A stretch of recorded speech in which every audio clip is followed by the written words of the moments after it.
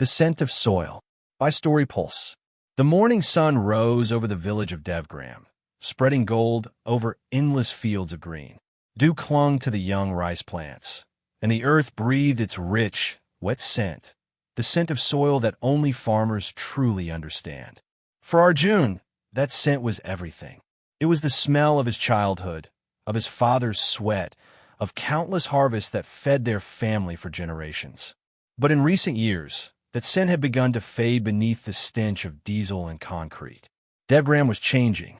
The government had approved a highway project cutting through the farmland, promising development and jobs. But for Arjun, it meant the death of everything his father had built. His father, Raghav Das, was 70 now, a man shaped by soil, with hands as cracked as the land he plowed. Even in old age, he rose before dawn, whispering prayers to the fields as if they were living gods. But Arjun was different. He'd studied in the city, earned a business degree, and returned home dreaming of change.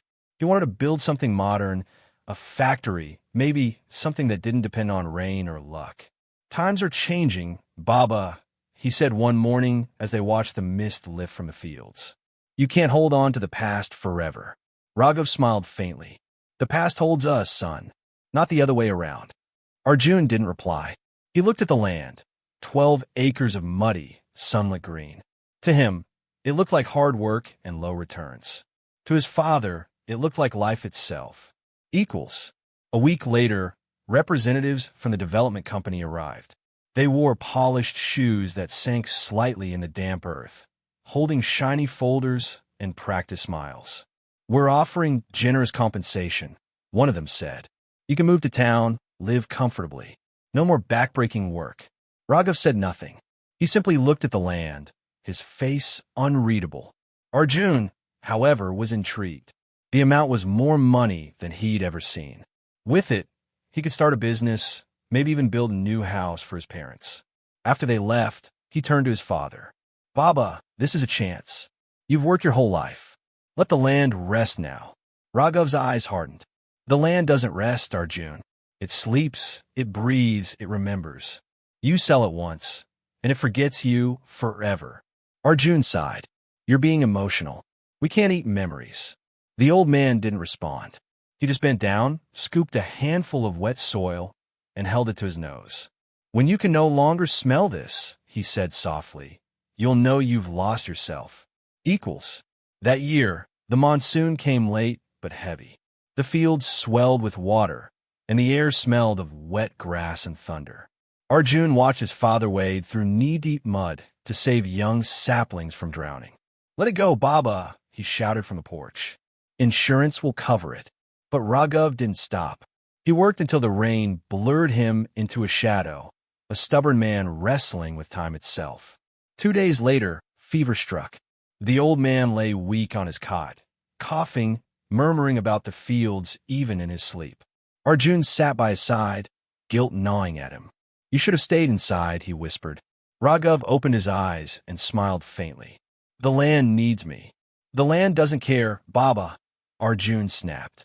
"You give it everything, and it gives you nothing." Raghav's voice was barely a whisper. "It gives me peace." Then he closed his eyes, exhausted. Equals. Weeks passed. The fever broke, but Raghav's strength never fully returned. He spent most of his days sitting under the banyan tree near the fields, staring at the horizon as if waiting for something only he could see. One afternoon, Arjun found him sitting there, holding a small tin box. "What's that?" Arjun asked.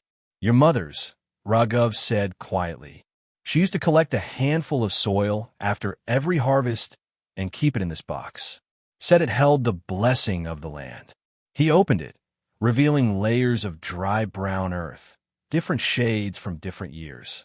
"This one," he said, pointing to a darker layer, "was the year you were born. The best crop we ever had." Arjun touched it gently. It felt ordinary, just dirt, yet somehow it carried weight. "A story." Raghav looked at him. "The land remembers us, Arjun, even when we forget ourselves." That night, Arjun couldn't sleep. The image of his father under the banyan tree, holding that tin box, stayed with him. The sound of rain returned, and through his window, he caught the scent of wet soil. For the first time in years, it stirred something deep inside him. Nostalgia, maybe, or regret. The next morning, the company representative returned with final documents. "We need your signatures by tomorrow," he said cheerfully. After that, construction begins. Raghav stayed silent, eyes fixed on the earth. Arjun hesitated. The money was life-changing. But when he looked at his father, thin, frail, his hands trembling slightly, he realized something. All his life, he'd wanted to escape this village, to become successful. But what did success mean if it required selling the ground that raised him? Still, he said nothing. That night, he sat alone with the contract, pen in hand, and memories flooding back.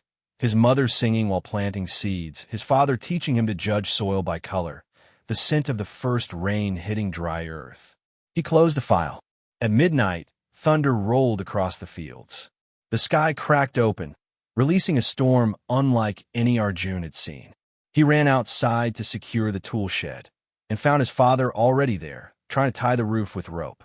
"Baba, go inside," Arjun shouted over the wind. Raghav shook his head. "If the roof falls, the seeds will be ruined." A fierce gust knocked him down. Arjun rushed to him, rain slashing across his face. Together, they held the rope, fighting the wind, soaked to the bone.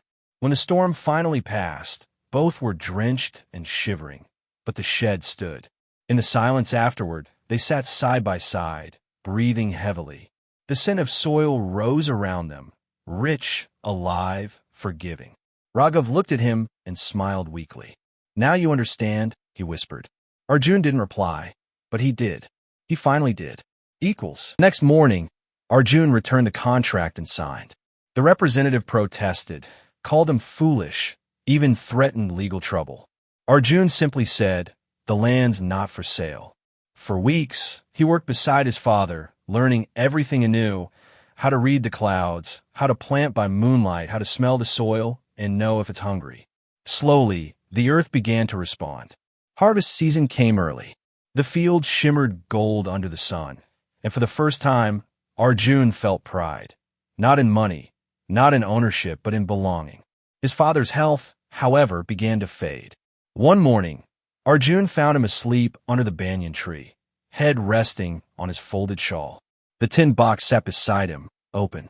His face was peaceful, as if he'd simply gone to join the land he'd loved all his life.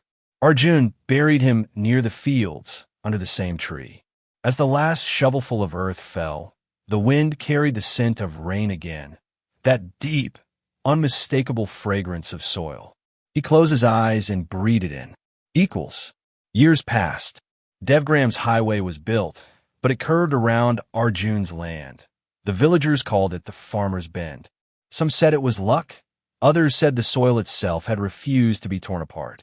Arjun turned his fields into a learning farm for children, teaching them about seeds, rain, and respect for the land. He kept his father's tin box on a classroom shelf.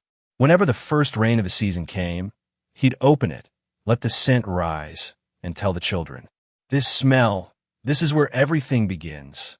When you forget where you come from, breathe it again. It will remind you who you are." Equals. The land doesn't belong to us. We belong to the land. The scent of soil is not just nature's perfume. It's the memory of every life that ever bloomed from it.